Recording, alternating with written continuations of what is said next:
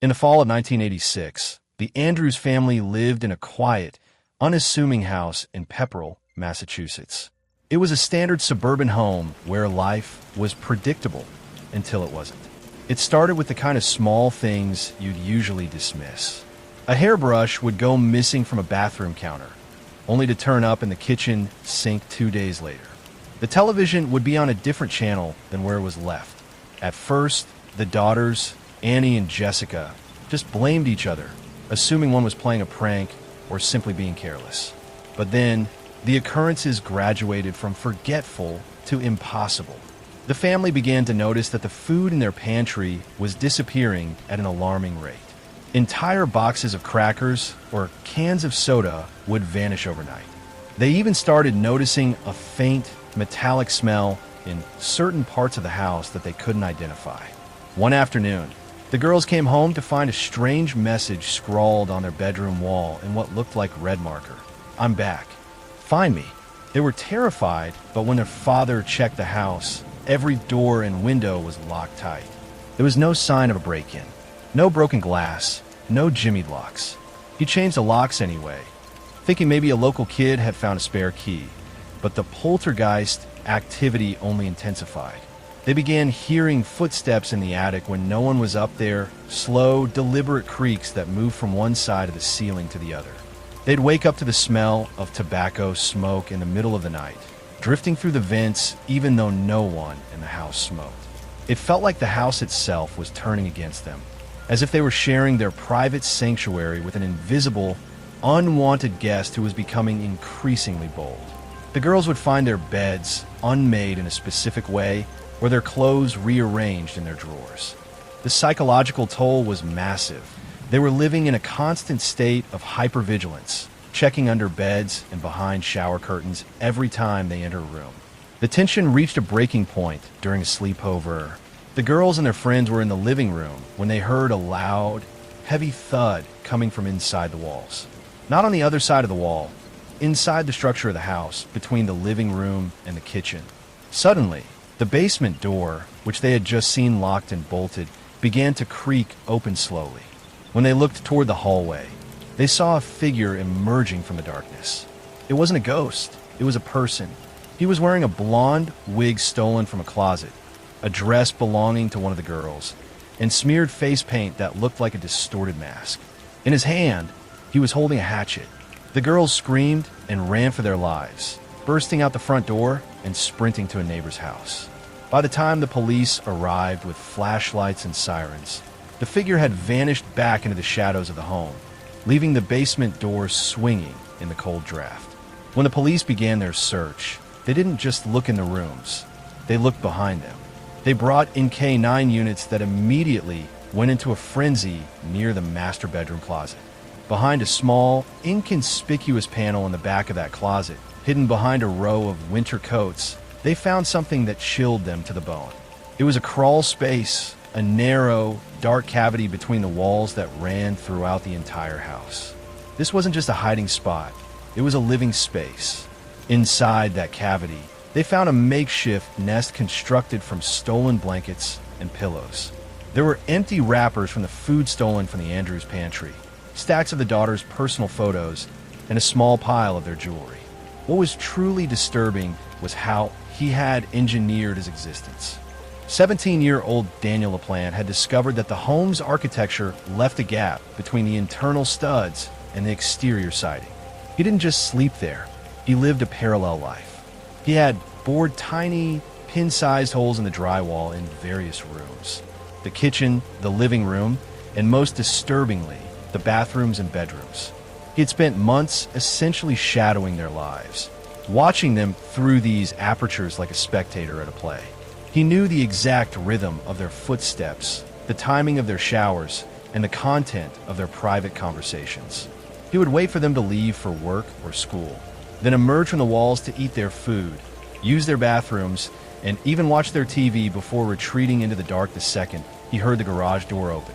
When the police finally dragged him out of the wall, he was filthy, smelling of the metallic tang the family had noticed weeks prior. They found he'd been carrying a stalking kit that included rope, a knife, and a hatchet from the living room encounter. After he was caught, the Andrews family was understandably traumatized. They moved out within weeks, unable to stand the thought of what had been happening behind their wallpaper. However, the legal system at the time saw Daniel as a troubled, eccentric juvenile rather than a violent predator. Because he was only 17 and hadn't technically physically harmed the Andrews family yet, he was processed as a minor for breaking and entering. He was sent to a juvenile detention center, but his stay was brief. Despite the terrifying nature of his wall dwelling, he was eventually released on bail into the custody of his mother. He sat in his own room just a few miles away, stewing in his obsessions and resentment, essentially being told by the system that his behavior was a phase. Daniel LaPlante, however, was just getting started. Fast forward to December 1st, 1987. Just a few towns away in Townsend, Priscilla Gustafson, a 33-year-old nursery school teacher who was also pregnant, was at home with her two young children, 7-year-old Abigail and 5-year-old William. Her husband, Andrew, was at work. Priscilla was a pillar of the community, the kind of person who always had a kind word for her neighbors. It was a cold, snowy evening, the kind of night where the silence of the woods feels peaceful, but that silence was being exploited. Someone was watching the Gustafson home from the tree line, having already mapped out the house's entry points. LaPlante had spent his weeks of freedom scouting for a perfect house, one that offered the same architectural vulnerabilities as the Andrews home. Earlier that day, while the family was out, he had broken in through a window. He didn't just take things and leave, he reverted to his old habits. He found Andrew's gun collection and stole a .22 caliber handgun. Then he hid in the house, waiting.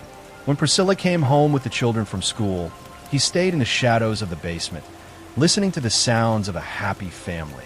The clinking of dishes, the kids laughing, the television humming. He waited until around 5 p.m., when the sun had set and the house was isolated by the falling snow, to reveal himself. When Andrew Gustafson finally pulled into his driveway later that evening, he was surprised to see the house almost entirely dark. Usually, the kitchen light would be on as Priscilla prepared dinner. He walked through the front door, calling out for his wife, but was met with a silence so heavy it felt wrong. He walked in the master bedroom and found a scene of absolute carnage. Priscilla had been tied to the bed with a pair of her own stockings and shot multiple times at point-blank range. It was clear she had fought desperately. The room was in disarray, and there were signs of a struggle near the door. Andrew, gripped by a primal terror, began screaming for his children. Abby, Will. He checked their bedrooms, throwing open closet doors and looking at her beds, but the rooms were empty. The toys were still out on the floor, and their school bags were slumped in the hallway. He ran through the house, his breath coming in ragged gasps, searching every possible hiding spot until he reached the bathrooms. The search for the children ended in a way that truly defies explanation. Both Abigail and William were found in separate bathrooms. LaPlante hadn't used a gun on them. Instead, he had drowned them in the bathtubs. And this is where the story gets truly unsettling, because if you're looking for a reason, why, you aren't going to find one. Investigators searched for a reason for the slaughter, but nothing held. LaPlante didn't know the Gustafsons. He didn't have a grudge against Priscilla. He didn't even steal the high-value electronics or jewelry that were sitting right in the open. There was no argument, no connection, nothing that explained it. He had killed Priscilla first to remove the only person who could fight back. Then he had spent a significant amount of time in the house with the children, almost as if he were trying on a different life before ending theirs. The brutality was senseless. It wasn't a robbery gone wrong or a crime of passion. It was a crime of pure, dark opportunity. Let the silence be the motive. The police response was instantaneous. They realized immediately that this wasn't a standard burglary. A neighbor came forward, recalling a lanky, awkward teenager walking toward the woods behind the Gustafson property right around 5:30 p.m. He hadn't been running. He was walking calmly, looking back at the house with a sense of completion. The police instantly connected the description to Daniel LaPlante, the boy from the walls. They set up a massive perimeter, calling in every available officer from the surrounding counties. The woods were dense and treacherous, and a blizzard was beginning to blow in, making visibility near zero. LaPlante however, was in his element. He had spent months learning how to move through shadows and inhabit spaces where people didn't look. For 2 days, he played a high-stakes game of cat and mouse with the authorities. 9 units would pick up his scent, only for it to vanish near frozen streams or rocky outcroppings. The temperature dropped to 5 degrees below zero, and the police assumed he would either freeze to death or be forced to surrender for warmth. But LaPlante had doubled back. He had circled around the search party and crawled through a drainage pipe that led back toward a commercial area in Townsend. He was eventually spotted by an employee at a local plumbing supply warehouse who noticed a dumpster lid moving in a way that didn't match the wind. When the police surrounded the dumpster and threw it open, they found LaPlante huddled under a pile of discarded insulation and trash. He didn't fight. He didn't scream. He just looked up at the dozens of drawn weapons with a flat, empty expression. It wasn't the look of someone who had been caught. It was the look of someone who had finished a task. The trial of Daniel LaPlante was a watershed moment for the Massachusetts legal system.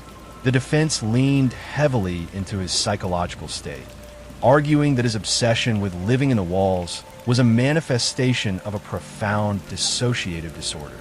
They claimed he viewed the world as a game or a fantasy where he was the main character and everyone else was an extra. They argued that the system's failure to treat him after the Andrews incident had essentially trained him to become a killer. But the prosecution presented a much more terrifying reality. They showed the jury the physical evidence, the tiny holes he drilled for surveillance, the stalking kit, and the precise way he had executed the Gustafson family to ensure no one could escape or call for help. They argued that Daniel wasn't confused by reality. He simply didn't care about it. He was a predator who derived his only pleasure from the power of being the unseen observer. He was eventually found guilty of 3 counts of first-degree murder and sentenced to 3 consecutive life terms without the possibility of parole. The courtroom was silent as the sentence was read. LaPlante showed no emotion, not even a flicker of regret when the photos of the children were shown. He was, as the judge described him, a void where a human soul should be. Even decades later, the case remains a dark legend in New England. Investigators who work the case often talk about the man in the walls phase as a chilling foreshadowing. He hadn't been hiding because he was scared. He was hiding because he was practicing. He was perfecting the art of being invisible so that when he finally decided to strike, no one would see him coming. To this day, Daniel LaPlante is incarcerated in a maximum security prison, having spent nearly 40 years in a cell, a space even smaller than the walls he once lived inside. The Andrews family never returned to their house, and the Gustafson property was eventually cleared of its structures, but the story serves as a permanent, chilling warning. The most dangerous monsters aren't the ones we see in the streets. They're the ones who learn to live in the silence right next to us. In the early summer of 1981, a 32-year-old Japanese graduate student named Issei Sagawa was living in a small, cramped apartment in the 16th arrondissement of Paris. To his neighbors, he was the picture of a dedicated, if somewhat eccentric scholar. He stood barely 5 feet tall, spoke in a soft, polite whisper, and spent his entire day buried in the works of romantic poets.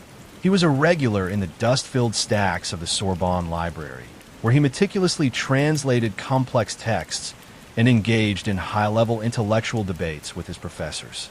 He navigated the elite academic circles of Paris with ease, appearing to the world as a man who lived entirely within his own mind. But behind that quiet academic routine, Issei was hiding something he had carried with him since childhood, something he had never told anyone. He became fixated on a classmate, a 25-year-old Dutch woman named Renee Harteveld. She was everything he wasn't: tall, outgoing, and academically brilliant. Issei began inviting her to his apartment under the guise of literary collaboration. He told her he was working on a thesis regarding the phonetics of Romanticism and desperately needed a native European voice to record specific passages. Renee, seeing him as a harmless, slightly lonely peer, agreed to help. She spent hours in his small studio, her voice filling the space while Issei sat just a few feet away, watching her intently. To Renee, it was just helping a classmate. But for Issei, it was something else. He wasn't listening to the poetry. He was studying her. He spent weeks meticulously planning the logistics of a crime that most people couldn't even fathom. He didn't just want to be near her. He wanted to consume her. He believed it would change him, not as violence, but as transformation. He began preparing his apartment, clearing floor space, and gathering tools. He bought a .22 caliber rifle under the pretense of joining a hunting club, even visiting a shooting range to ensure his aim was perfect. He purchased heavy cleaning supplies, plastic sheeting, and reinforced luggage. On the evening of June 11th, 1981, he invited Renee over for dinner to discuss their latest project. She arrived at his door carrying a book of poems and a gentle smile, completely unaware that the room had been turned into a clinical trap. The evening started normally. They had a quiet dinner, discussing the nuances of European literature and the pressures of graduate school. After the meal, Renee sat at his small desk to begin recording a poem by Johannes Becher. As she leaned over the text, focused on a microphone with her back turned to him, Issei stepped into the hallway and retrieved the rifle. He walked back into the room, stood directly behind her, and ended her life instantly. There was no struggle and no scream, just the sudden, heavy silence of the apartment as the tape recorder continued to spin, capturing the sound of the world ending for Renee Hartevelt. For the next 2 days, he stayed inside that apartment alone. He didn't panic or try to run. He moved slowly, carefully, like he already knew exactly what to do. He documented the entire process, taking photographs and writing detailed notes in a leather-bound journal. He later described the act as being in a dreamlike state, where everything finally felt aligned. To him, this wasn't chaos. It felt intentional. He didn't react to it like loss. He played classical music on his record player, creating an atmosphere of perverse sophistication while he moved through the apartment, treating the horrific as if it were mundane. He even took the time to clean the room, ensuring his academic papers were neatly stacked alongside the evidence of his crime. As the hours passed, he maintained a strange, hollow domesticity. He would sit at the same desk where Renee had been reading and continue his translations, occasionally glancing at the body as if it were a piece of art he was still studying. He spoke to her as if she were still participating in their literary debates, his voice never rising above that polite whisper his neighbors knew so well. He took breaks to go to the local market, buying small amounts of food and greeting shopkeepers with a tip of his hat. When he realized that the summer heat was becoming a factor, he turned his small refrigerator into a makeshift storage unit, meticulously rearranging his groceries to make space for his grim collection. He even continued to answer his telephone, speaking to colleagues about upcoming exams with a level of composure that should have been impossible. Eventually, the reality of the situation began to set in as a logistical problem. The summer heat was starting to affect the small room, and he knew he couldn't keep her there forever. On June 13th, he packed what remained of Renee into 2 large, heavy suitcases. He called a taxi, his hands shaking slightly, but his face remaining a mask of academic indifference. He directed the driver to the Bois de Boulogne, a large public park on the western edge of Paris known for its dense woods and quiet lakes. He chose a specific path through the trees, one he had scouted days earlier, believing the thick undergrowth would hide his activities. He walked toward the water's edge, struggling with the weight of the bags, not realizing he wasn't alone. As Issei approached the lake at the Bois de Boulogne, he noticed a couple sitting on a nearby bench. He froze, his heart racing. He tried to act natural, but the sheer weight of the suitcases made him clumsy, and he was clearly out of breath. He dropped the bags near some thick bushes, hoping to wait the couple out, but they stayed put. Panicking, he attempted to walk away, intending to return later when the park was empty. However, the couple had noticed his odd behavior. A small, nervous man struggling with heavy luggage in a remote part of the park at dusk was enough to raise their suspicions. They watched him walk away into the trees, and then they walked over to the bags to see what he had abandoned. When they reached the suitcases, they saw a dark, viscous liquid leaking from the zippers and staining the grass. They didn't open them. They immediately fled the area and called the police.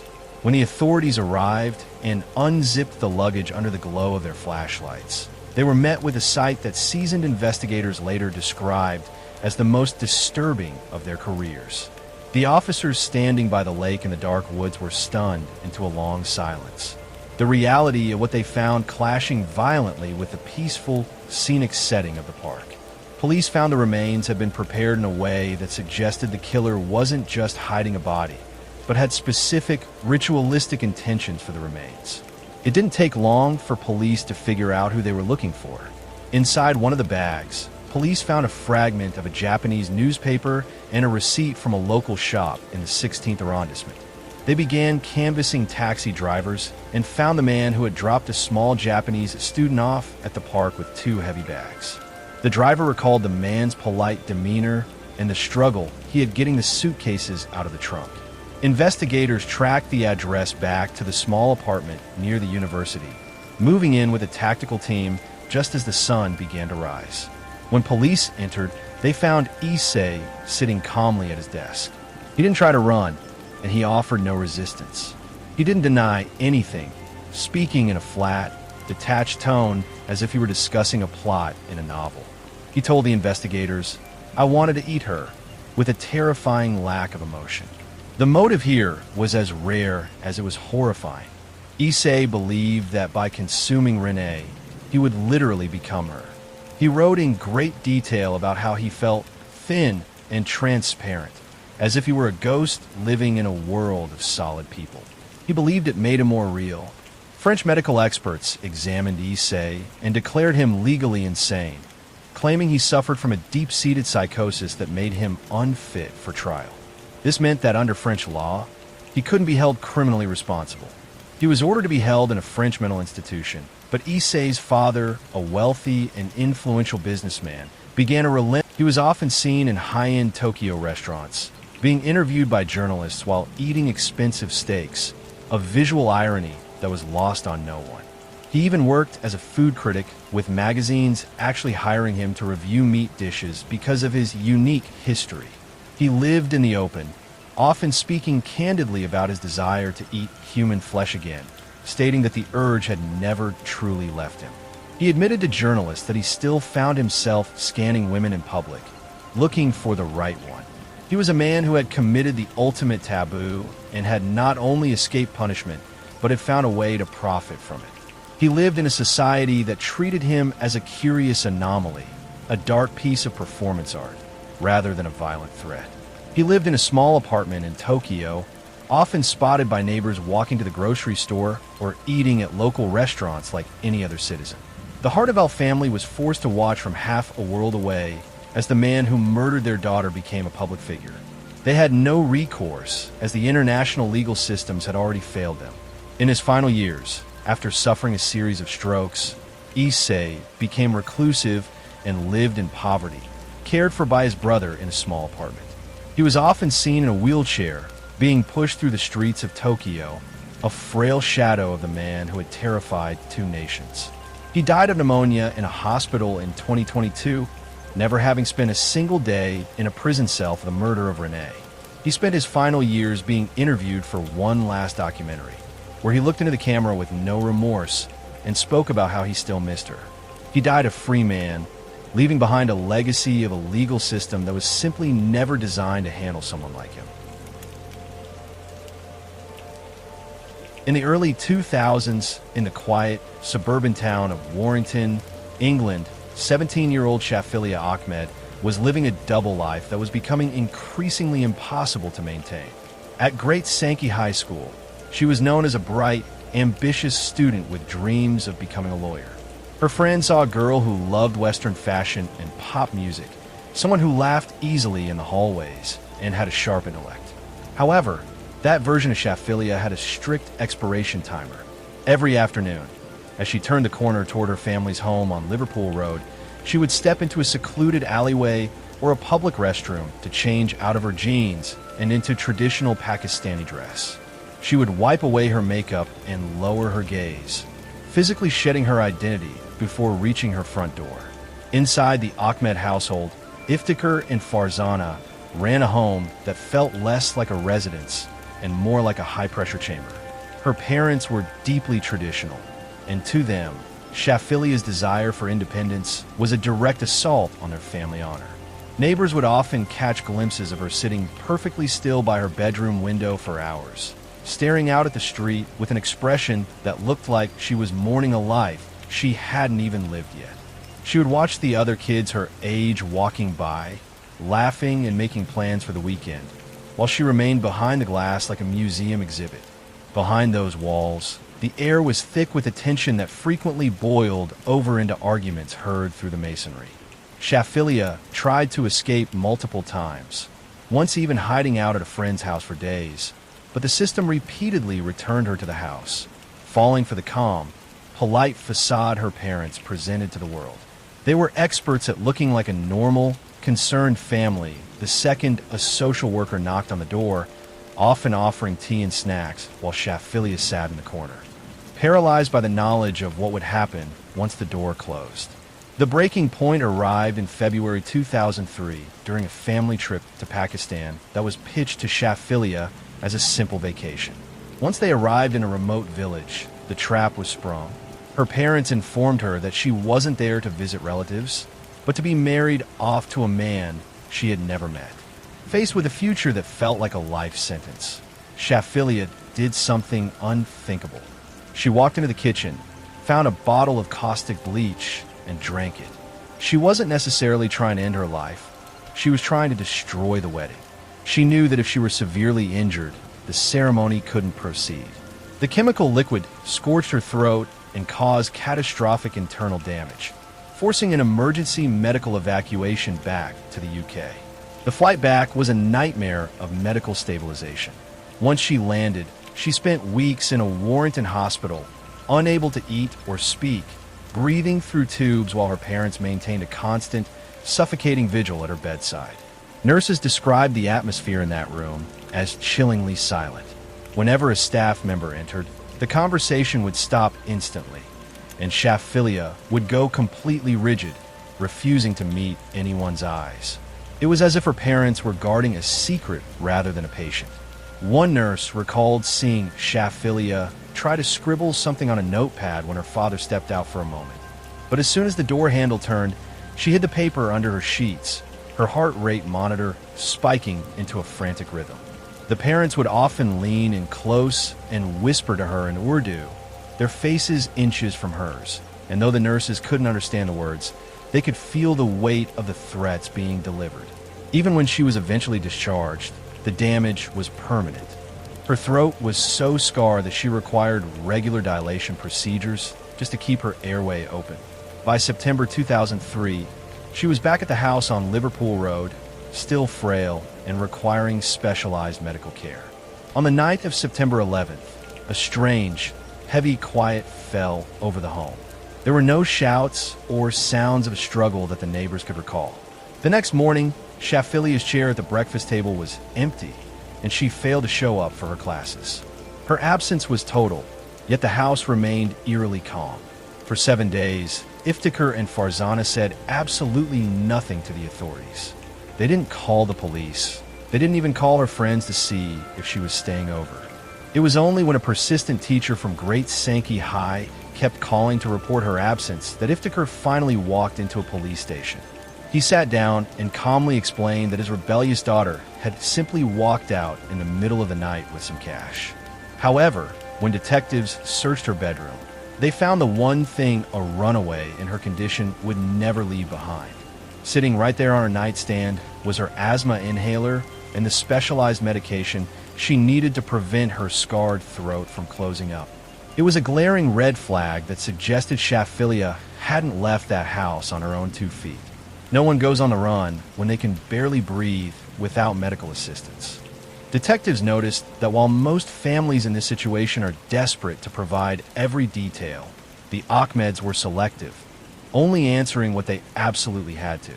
5 months passed with no leads until February 2004, when a massive rainstorm caused the Sedgwick River in Cumbria to swell. A birdwatcher noticed a pile of tattered clothing caught in some submerged tree roots nearly 70 miles away from Warrington. The body was in such a state of decay that the forensic team had to rely on a single piece of jewelry and dental records to confirm it was Shafilea. She had been dumped in a remote riverbed months earlier, left to the elements while her parents played the role of the victims on the evening news. The location was so remote it required a precise knowledge of the back roads Iftikhar knew well from his job as a taxi driver. Detectives realized that to get there, someone had to drive through winding, unlit country lanes for over an hour, bypassing dozens of easier places to hide a body. It was a journey made with purpose, navigating the darkness of the Lake District to a spot where the water usually stayed shallow enough to hide its cargo. Even with a body, the police had no forensic evidence. The Ahmed's cars have been scrubbed so thoroughly with professional-grade cleaners that not a single trace of DNA or even a strand of hair remained. In a last-ditch effort, investigators obtained a warrant to plant secret listening devices inside the family home. For weeks, officers listened to hours of audio, but they didn't hear mourning. Instead, they heard a cold, tactical operation. The parents were recorded coaching their younger children, telling them exactly what to say if the men in suits came back. They were heard discussing the police investigation like a chess match, figuring out which lies had worked and which ones needed more polish. They would often turn up the television or run the taps when discussing the incident, a sign that they were suspicious of being watched. It was during these recordings that the motive finally began to crystallize for the investigators. In their culture, is it or honor was everything. But it wasn't just about tradition. Iftikhar and Farzana were obsessed with their standing in the local community. They saw Shafilea's westernization as a literal infection that would ruin the marriage prospects of their other children. If they let one daughter live her own life, the entire social structure they had built would collapse. To them, Shafilea wasn't a human being. She was a representative of their brand. When she drank the bleach in Pakistan, she didn't just injure herself. She publicly embarrassed them in front of their extended family. The motive wasn't just anger. It was a desperate, cold-blooded attempt to clean the family name before her independence could permanently stain their reputation. She was a liability that had to be removed to protect the future of the household. They spoke on the tapes about how the police were weak and how as long as the children held their tongues, the family would remain intact. They believed that by eliminating the source of the shame, they could reset the family's trajectory. Years went by, and the case grew cold. Iftikhar even attempted to sue the police for racial profiling, positioning himself as a pillar of the community. He was incredibly arrogant, often smearing the detectives in local papers and acting as if he were the one being hunted. The younger siblings grew up in a house where Shafilea's memory was effectively erased. Her photos were gone, and her name was never mentioned. It was a home built on a foundation of shared trauma and enforced silence. Then, in 2010, a violent armed robbery occurred at the Ahmed home. The trauma of the event, seeing her parents lose control for the first time, caused something to snap in Shafilea's younger sister, Alicia. While being interviewed about the robbery, she suddenly stopped, looked at the detective, and told them that the silence was over. She finally described the night of September 11th, 2003, in vivid detail. It hadn't been a sudden explosion of rage, but a coordinated family meeting in the living room over something as trivial as the length of Shafilea's sleeves. Alicia revealed a nightmare scenario that had been playing on a loop in her head for 7 years. She described how her parents forced Shafilea onto the settee while the 4 younger siblings were ordered to sit on the floor and watch. They weren't allowed to look away or cry. They were being taught a lesson about what happens to those who bring shame to the family. She recounted the methodical way a plastic bag was used while Farzana held her daughter's legs down. It was a cold, prolonged process.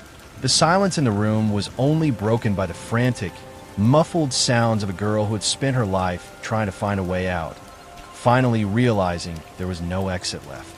After the house went quiet, the children were sent to their rooms with a warning. If they ever spoke a word of this, they would be next. They spent the rest of that night listening to the front door open and close, and the sound of Iftikhar's car pulling away from the curb. The trial in 2012 finally brought the truth into the light. The prosecution presented Shafilea's hidden diaries, which had been found stuffed into the back of a drawer.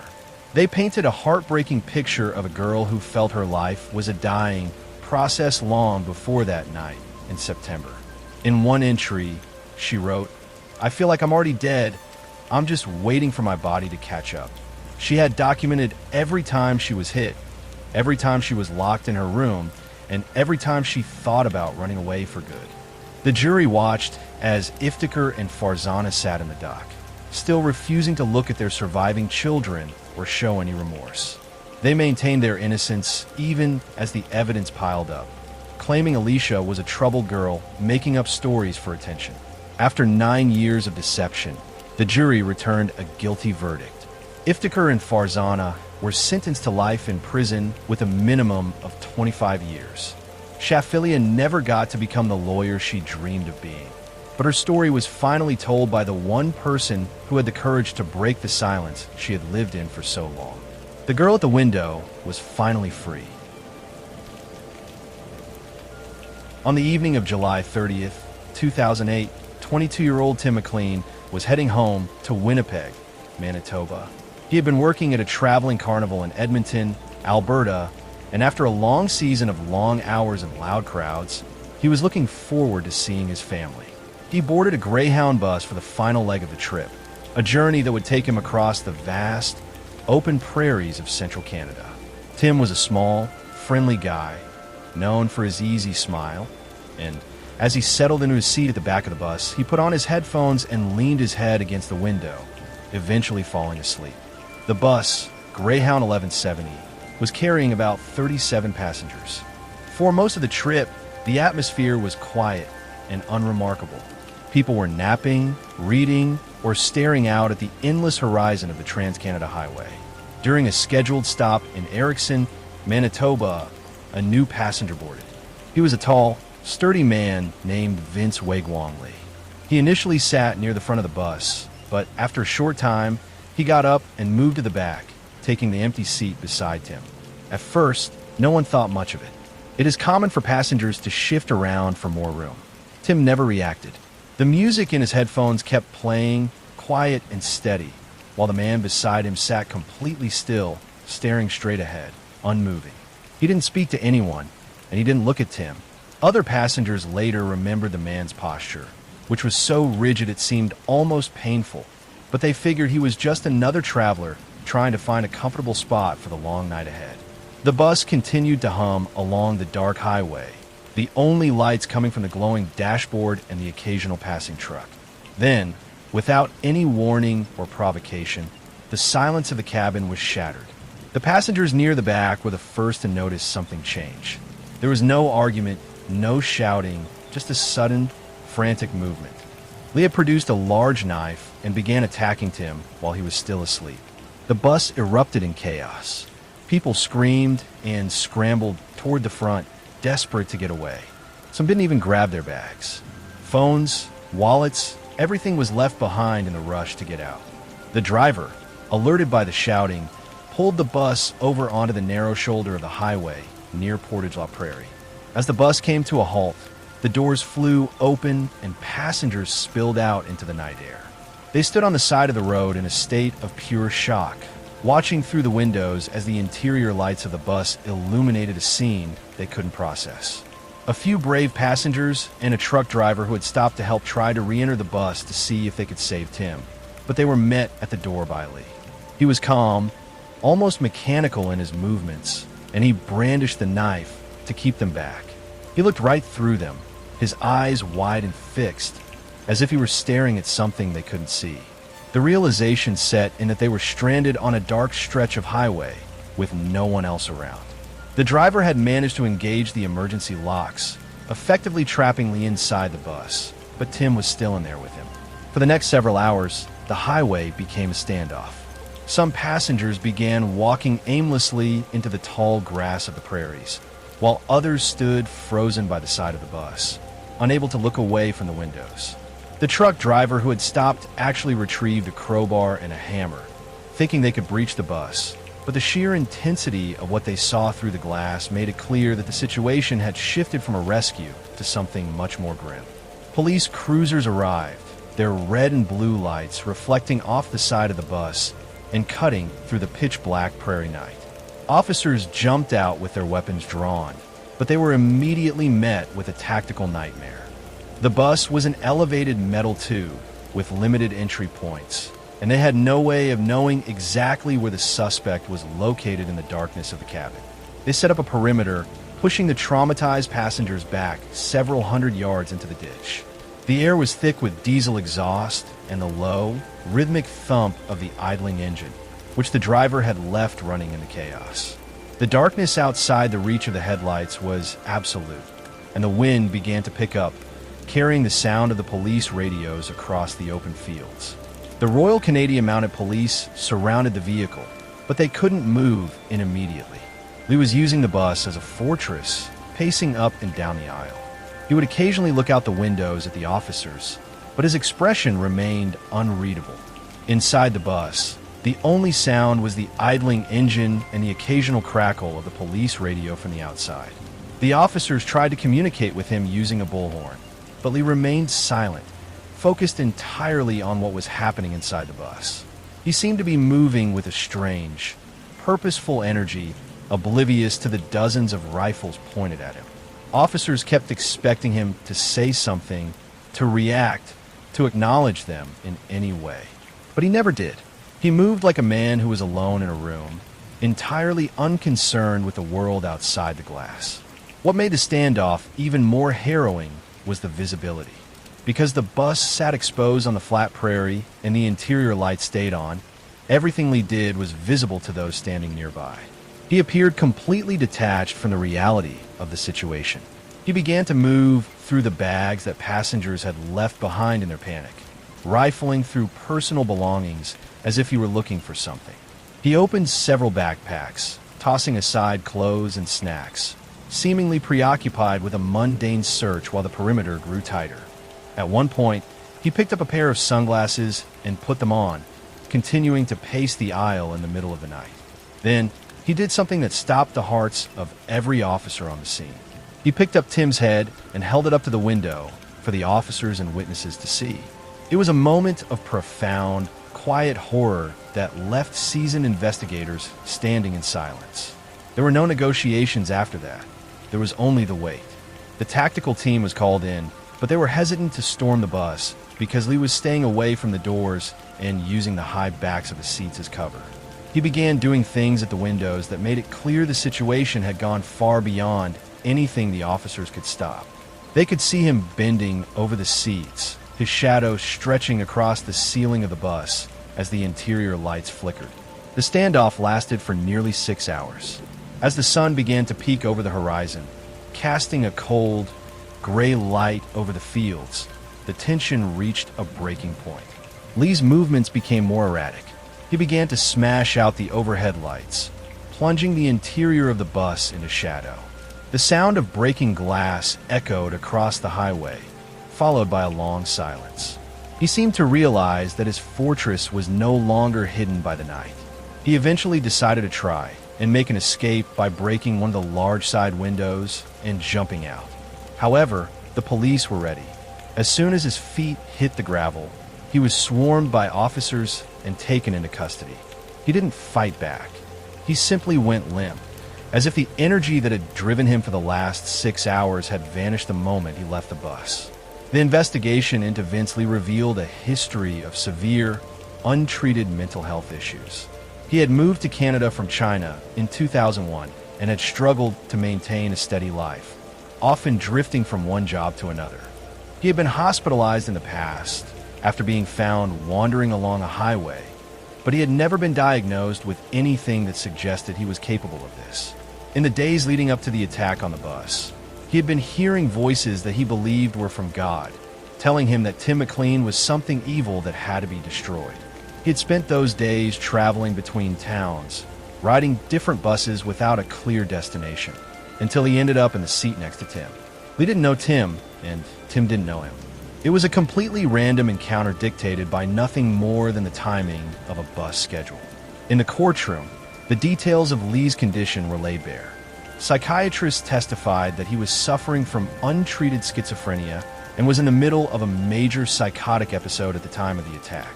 He truly believed he was performing a necessary task, a mission to save the world from something he no longer recognized as human. Because of this, the legal outcome was not a typical criminal conviction. Lee was found not criminally responsible. Instead of a prison cell, he was sent to a high-security psychiatric facility for treatment. The news of the verdict was difficult for Tim's family and the public to accept. For Tim's family, there was no moment where anything felt resolved.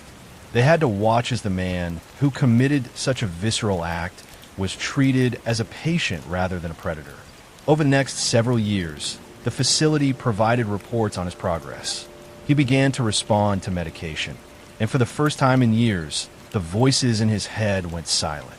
He expressed deep remorse for what he had done, though he claimed to have no memory of the actual attack, only the voices that led up to it.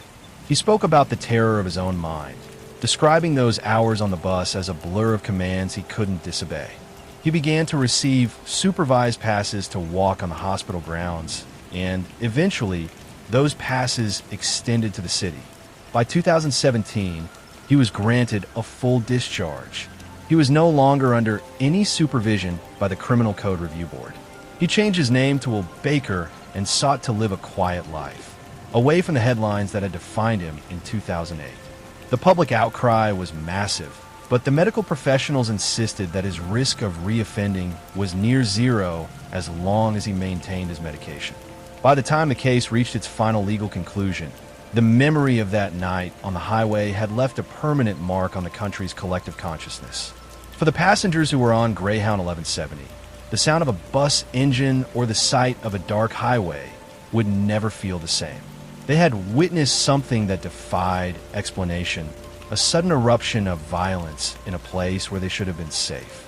Many of them suffered from long-term trauma, haunted by the images of what they saw through the windows while they stood helpless in the grass. The bus itself was eventually removed from the shoulder, and the highway returned to its normal rhythm. Cars passed through that stretch of road every day, headlights cutting through the same darkness, never slowing down.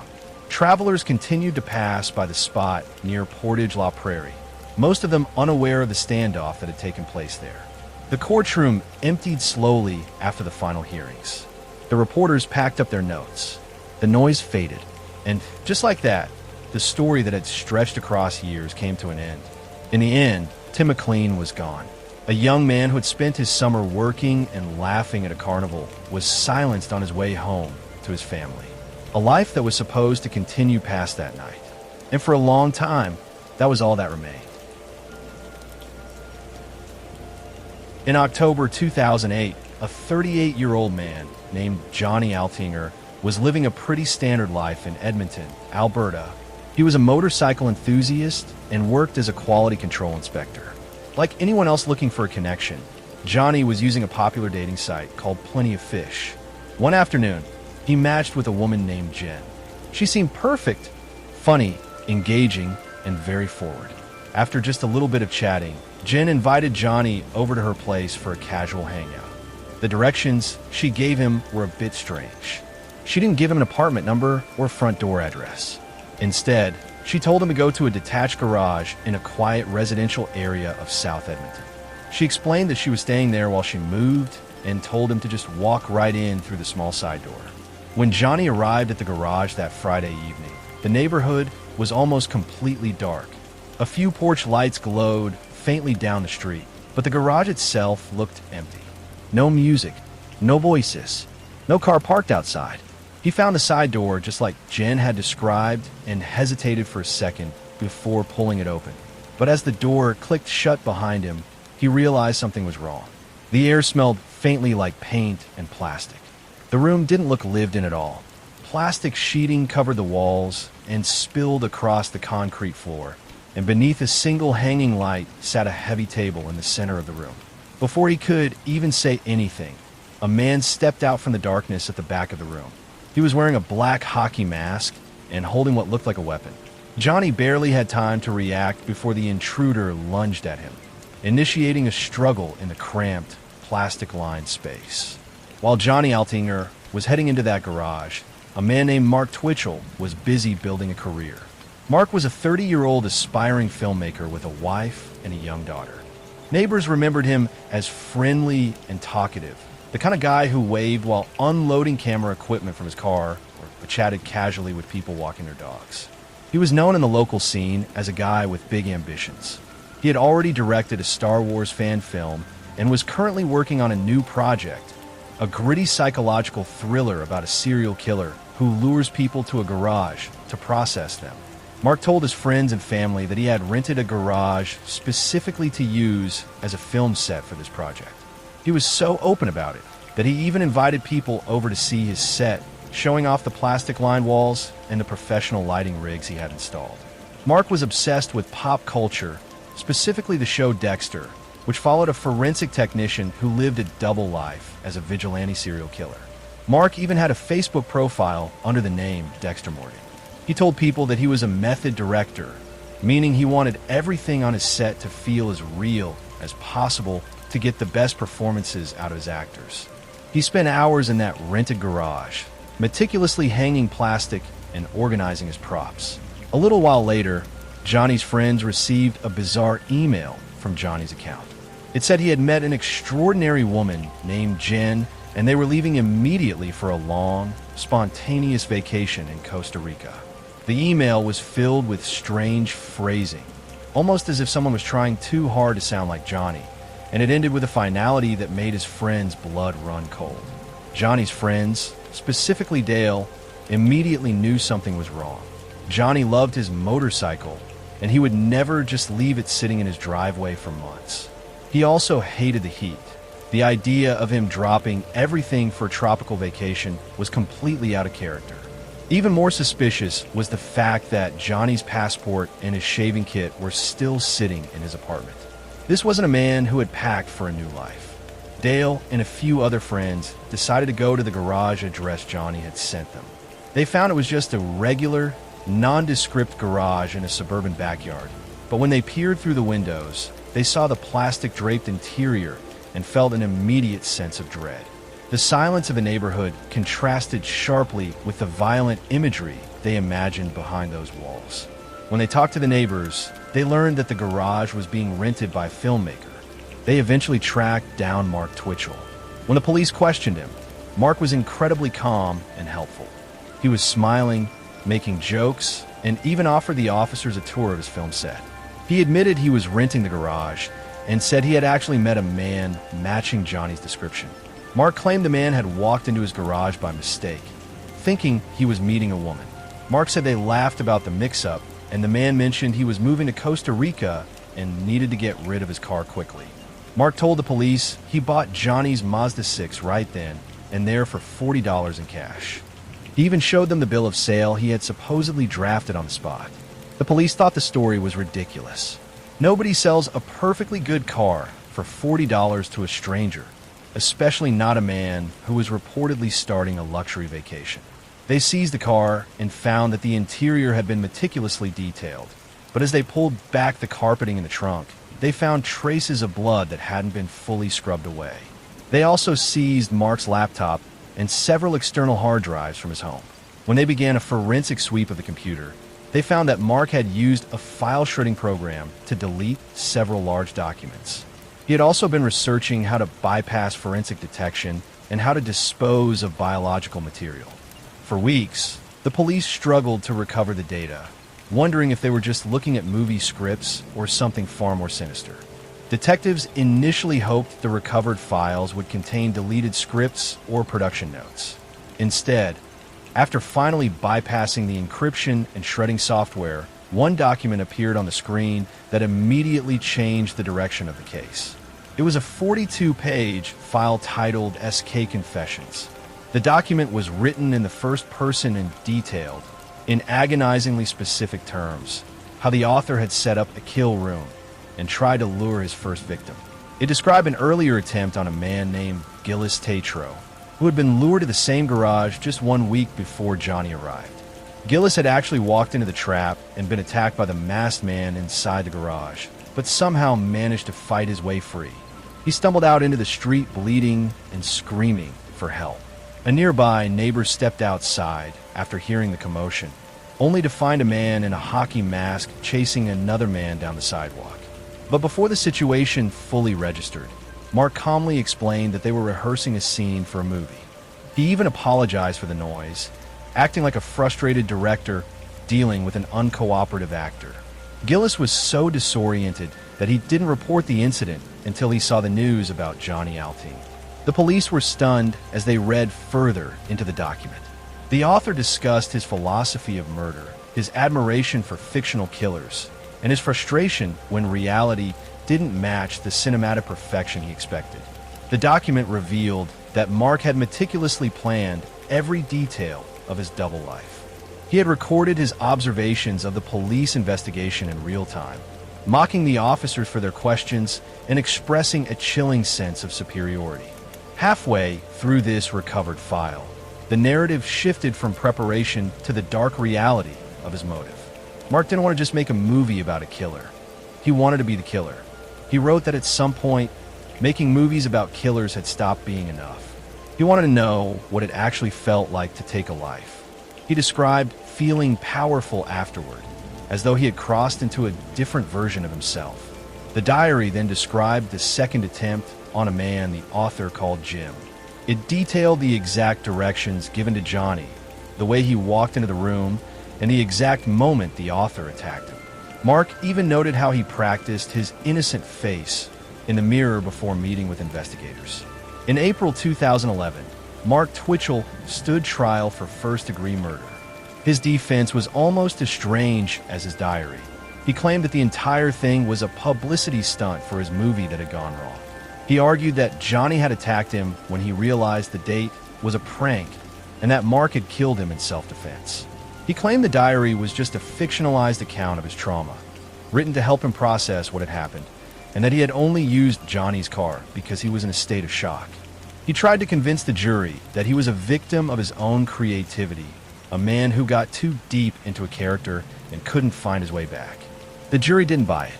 The level of planning detailed in the digital evidence showed a cold, calculated intent that had nothing to do with self-defense. They saw the receipts for the plastic sheeting and the hockey mask, purchased weeks before Johnny ever set foot in that garage. They saw the search history, where he looked for the most efficient ways to dismember a body. Mark was found guilty and sentenced to life in prison without the possibility of parole for 25 years.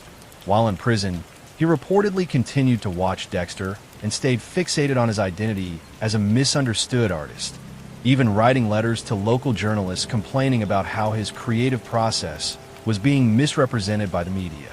He reportedly spent his time in the prison library, studying law and film theory, still convinced that his story was a masterpiece waiting to be understood by a more sophisticated audience. Somewhere in South Edmonton, there was once a detached garage that looked completely ordinary from the outside. Cars passed it every day without slowing down. And for a while, nobody knew that behind that small side door was a room built by someone who had stopped seeing other people as real. They were just characters in his own private movie, and their lives were just material for his next draft. A life that was cut short by someone who spent so long pretending to be a killer that eventually the performance stopped being pretend. And for a long time, that was all that remained of the man who walked through that door expecting a date, only to find himself in the final act of someone else's twisted vision. If you enjoyed tonight's stories, don't forget to like, subscribe, and join us for more true crime bedtime compilations every week. Leave the rain and ambient white noise playing in the background to help you relax, unwind, and drift off to sleep.